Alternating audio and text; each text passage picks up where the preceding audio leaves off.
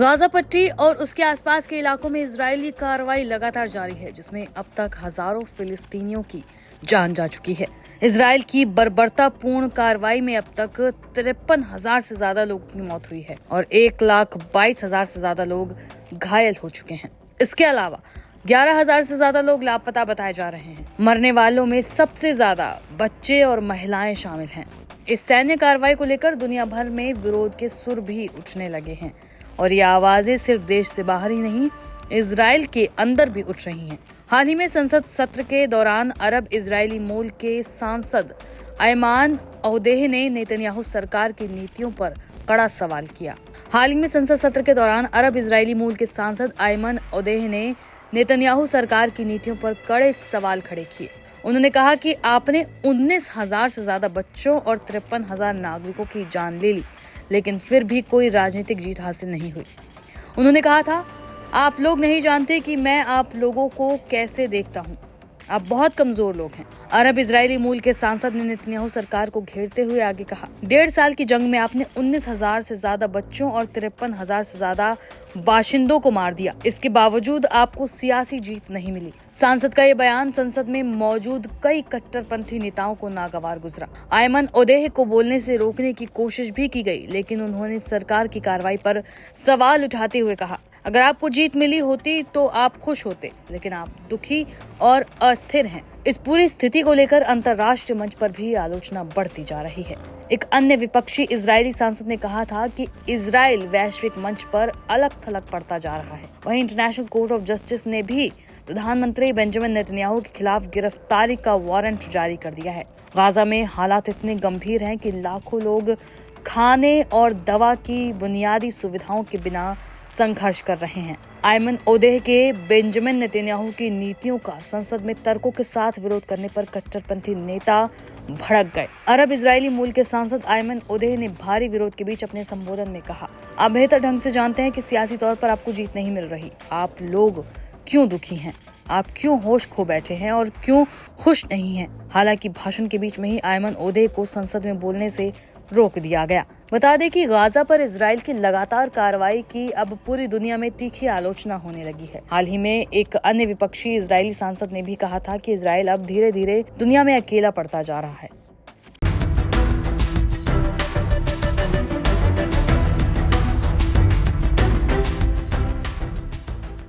Iran और America के बीच परमाणु मसले पर बातचीत चल रही है, लेकिन 5 चरणों की बातचीत होने के बाद भी दोनों पक्ष किसी अंतिम निर्णय पर नहीं पहुंच पाए हैं।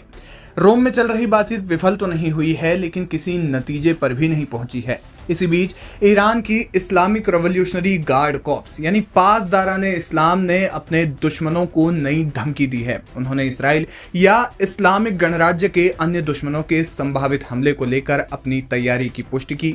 IRGC ने कहा कि उनकी तैयारी इस वक्त पूरी है और वे दुश्मन के किसी भी हमले का जवाब देने के लिए पूरी तरह से तैयार हैं।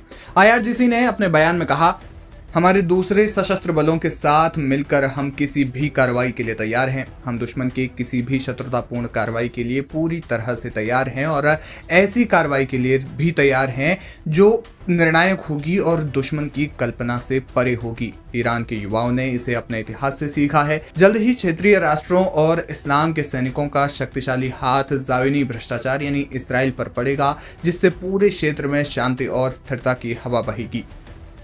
IRGC ने इस बात पर जोर दिया कि उनकी रक्षात्मक स्थिति सभी इलाकों में फैली हुई है। उन्होंने अपने बयान में इसराइल और अमेरिका को संयुक्त रूप से चेतावनी दी। उन्होंने साफ किया कि दुश्मन की किसी भी कार्रवाई का जवाब केवल और केवल बल से दिया जाएगा और इलाके में शक्ति संतुलन को बदल दिया जाएगा। दरअसल IRGC ने ये चेतावनी ईरान इराक युद्ध के दौरान खुर्रम शहर की मुक्ति की वर्षगांठ के अवसर पर दी। सेना ने घोषणा की कि वो ईरान की गरिमा और सम्मान के नाम पर खून की आखिरी बूंद तक इस जमीन की रक्षा करेगी। कई रिपोर्ट्स में ये दावा किया जा रहा है कि अगर ईरान अमेरिका के बीच परमाणु मसले पर बातचीत विफल हो जाती है तो इसराइल ईरान पर सैन्य कार्रवाई कर सकता है। ऐसा हुआ तो मिडिल ईस्ट में खूनी संघर्ष और तनाव तेज हो जाएगा। कहा जा रहा है कि ईरान इसी संभावित खतरे से निपटने के लिए अपनी सैन्य ताकत को बढ़ा रहा है।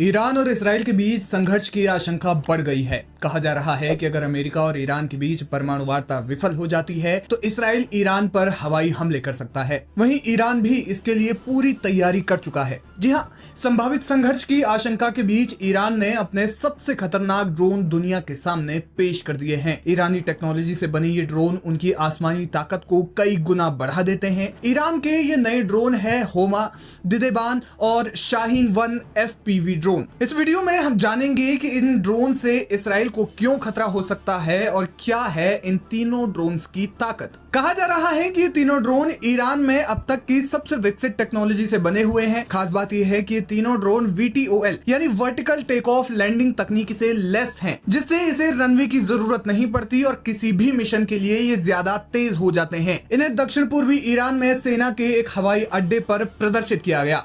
होमा ड्रोन, इस ड्रोन में वर्टिकल टेक ऑफ लैंडिंग है। ये इसे रनवे की आवश्यकता के बिना उड़ान भरने में और उतरने में सक्षम बनाता है, जिससे ये जटिल और सीमित क्षेत्रों जैसे पहाड़ी या शहरी इलाकों में प्रभावी ढंग से काम कर सकता है। ये ड्रोन हाई रेजोल्यूशन कैमरे और सेंसर से लैस है, जो इसे वास्तविक समय में खुफिया जानकारी एकत्र करने में सक्षम बनाता है। इसके अलावा क्योंकि इसमें VTOL टेक्नोलॉजी दी गई है, तो इस ड्रोन का उपयोग छोटे पैमाने पर सामान या उपकरण पहुंचाने के लिए भी हो सकता है। सूत्रों के मुताबिक इसमें विस्फोटक लगाए जा सकते हैं और ये सटीक लक्ष्य को भेज सकता है। ये लंबे समय तक उड़ान भर सकता है, साथ ही ज्यादा ऊंचाई पर काम करने की क्षमता इसे रडार से बचने में मदद करती है। इससे दो फायदे होते हैं। ईरान चाहे तो इसका इस्तेमाल दुश्मन की निगरानी में कर सकता है और जरूरत पड़ने पर सटीक हमले कर सकता है।